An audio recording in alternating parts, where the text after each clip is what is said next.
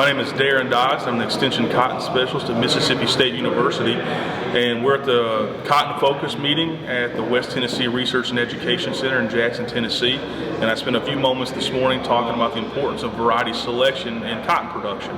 So when you think about variety selection in cotton production, selecting the right variety makes all the difference in the world when it comes to performance at the end of the day. So if you think about historic variety offerings in cotton, historically we've not had a tremendous number of offerings like we do in corn or soybean crops. However, I guess have the argument that we have a greater choice of better varieties in cotton today than we've ever had before. I feel like we have more good varieties today than we've ever had before on a number of different soil types and on a number of different management styles. One of the issues with that is varieties are turning over very, very quickly. A lot of varieties, if they don't tend to perform as well as folks would hope, they tend to be on the market 2 or 3 years and go by the wayside, and they're replaced by another variety. And we run a lot of variety trials every year. I can tell you at Mississippi State we run over 20 large plot variety trials in addition to small plot trials. All of the companies run variety trials, your dealers run trials, a lot of growers have their own trials, and we have a tremendous amount of variety performance data.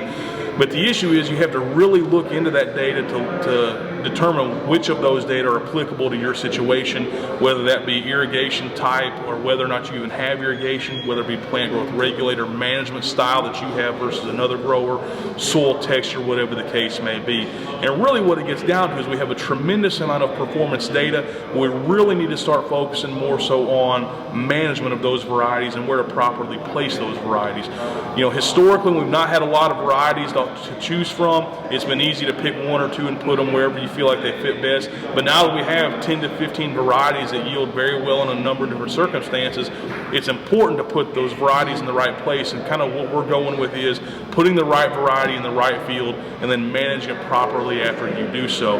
And that involves looking at performance data, not just the one that yields the best all the time, but the one that yields in the upper portion of the trial across a lot of different locations. What I tell my folks are, the one that wins in the coffee shop is not always the one that wins at the bank. I think that's a very important message to understand.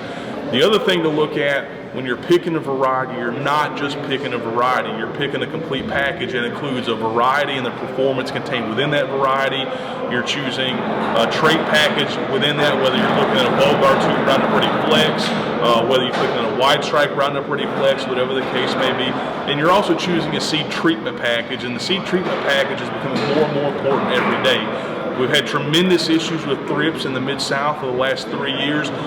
It's recently kind of come out that it looks like there may be some reduced susceptibility of tobacco thrips to thiamethoxam seed treatments. And depending on who you get your cotton seed or your seed treatment from, a lot of folks, I feel like seed treatments are an afterthought. They don't really know, well, I'm planting cotton with an Acceleron on it, or I'm planting cotton with Eris Trilex, or I'm planting cotton with a Victa Complete, whatever the case may be. And because of the thrips issues that we're now seeing, these seed treatments can impact variety performance. It's going to become more and more and more important to understand what seed treatment you have and optimize that seed treatment to give you the best control of our problematic pests, to give that variety the best chance to come out of the ground and yield well at the end of the year.